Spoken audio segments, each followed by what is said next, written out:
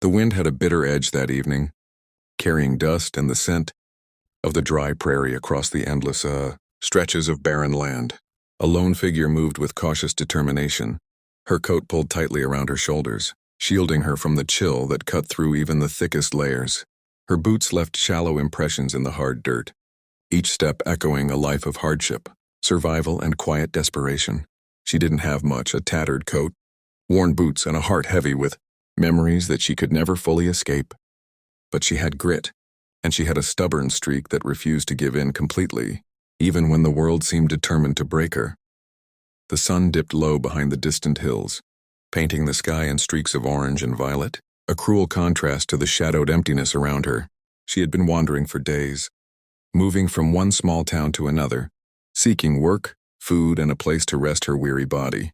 But opportunities were scarce, and the few offers she had received carried conditions that made her stomach twist with shame. She had learned the hard way that sometimes survival required compromise, and compromise was a bitter pill to swallow when pride had been all she had left. She spotted a small cabin in the distance, a silhouette against the dimming horizon, smoke curling lazily from its chimney. Her heart skipped a beat. Shelter, warmth. The thought alone made her limbs move faster, driven by a hunger that had nothing to do with food. As she approached cautiously, she noticed the cabin's owner, a lone cowboy, tall and broad-shouldered, standing near the doorway with a rifle slung across his back. He looked at her with a measured calm, eyes that seemed to weigh her presence, assessing whether she was a threat or merely another soul lost to the harshness of the land. She hesitated, knowing how desperate she must appear, knowing how vulnerable she looked. The words she had rehearsed over and over in her mind slipped from her lips before she could stop them. I'm not worth much, but I'll do anything for a roof over my head, she said, her voice trembling, a mixture of fear and resolve. The cowboy's expression softened, though only slightly, and he motioned for her to step closer.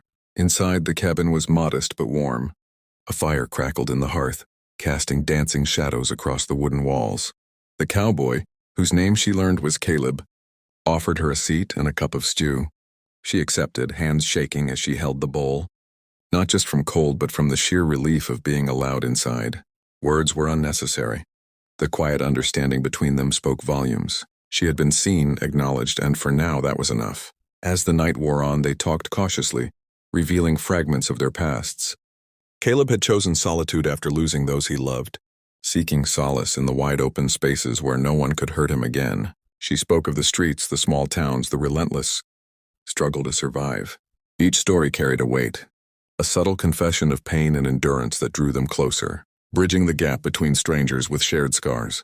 Sleep eventually claimed them, though she was haunted by the thought of the world outside the cabin's walls. Tomorrow would bring new challenges, new choices, and perhaps new compromises. Yet for the first time in a long while, she felt a flicker of hope, fragile but undeniable. In Caleb's quiet presence, she found the possibility of safety, not the kind that erased suffering, but the kind that offered a moment's reprieve, a brief sanctuary where she could simply exist without the constant shadow of danger. Morning arrived with muted light filtering through the cabin windows.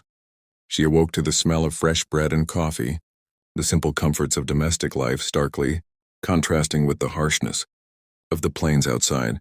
Caleb was already at work, tending to his horse and preparing for the day ahead. Yet he acknowledged her with a nod and a faint smile.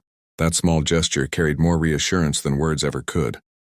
The days that followed became a delicate rhythm of shared labor and cautious trust. She cleaned, cooked, and mended, her skills earning small nods of approval from Caleb.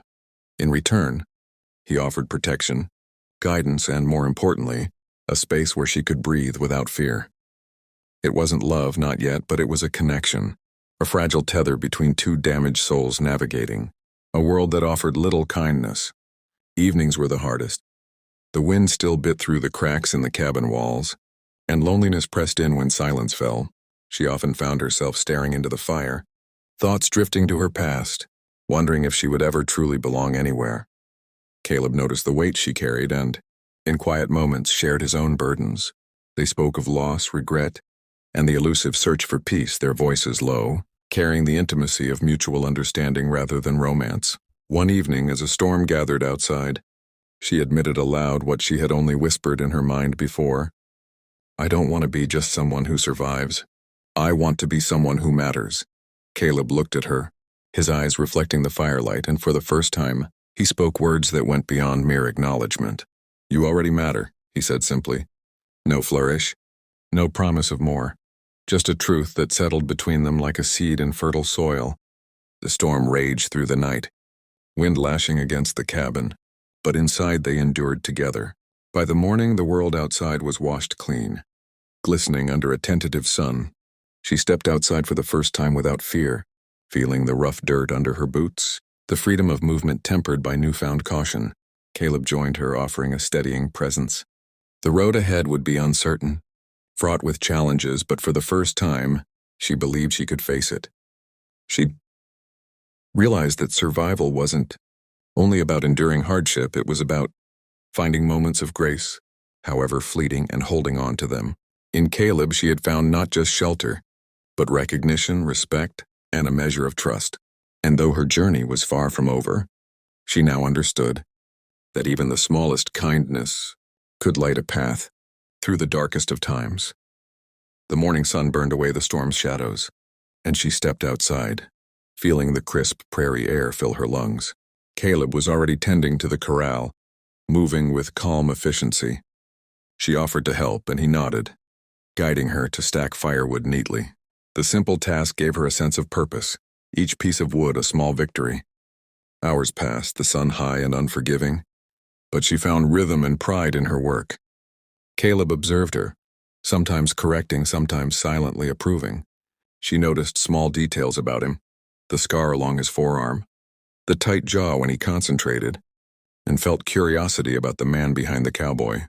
They shared a quiet lunch, bread and dried meat, their conversation cautious. He spoke of solitude after loss. She spoke of streets and survival. Words built trust, their shared understanding forming a fragile bridge. Outside threats remained, rumors of bandits and wandering thieves, but inside the cabin, there was safety, however temporary. Late afternoon brought a visitor, a weary rider scouting the area. Caleb's calm authority managed the encounter, questioning the rider and assessing the situation. She watched, learning his skill in vigilance and judgment. Night returned, storm clouds heavy on the horizon. She curled near the fire, reflecting on the day, realizing survival was no longer her only goal. Caleb joined her silently, settling by the hearth. When she asked if he ever regretted his solitary life, he answered simply, sometimes. But out here, I choose who matters. And right now, you matter. Her heart lifted at his words. For the first time, she glimpsed hope, a sense of belonging, value, and the possibility of a future beyond mere survival. The cabin, Caleb, and the fragile trust between them had become more than shelter. They had become a place where life, however uncertain, was worth living. Evening fell, and the wind carried the scent of rain. She helped Caleb with chores, fetching water, tending the small garden, and caring for the horses. Each task deepened her confidence, and she felt a sense of belonging she hadn't known in years. Caleb watched her quietly, offering occasional guidance, his approval unspoken but felt in every glance. Later, by the fire, they shared stories. She spoke of hardships, of wandering towns and nights spent alone. Caleb revealed fragments of his past, loss, solitude, and the reasons he chose the plains over people. Their words built trust, the cabin becoming a sanctuary, a place where vulnerability was safe. A distant rider appeared at the edge of the property, stirring tension. Caleb handled it with calm authority, questioning the stranger and assessing threats. She observed, learning his skill and vigilance, understanding that safety was fragile but possible here. Night returned, and the storm clouds mirrored uncertainty outside their small haven. She rested by the fire, reflecting on the day, realizing survival was no longer enough. She wanted connection, respect, and a place to belong. Caleb settled near her and, when asked if he ever regretted solitude, said simply, sometimes. But out here, I choose who matters. And right now, you matter. She felt hope, fragile yet undeniable, and understood that even in a harsh world, trust and compassion could light a path forward.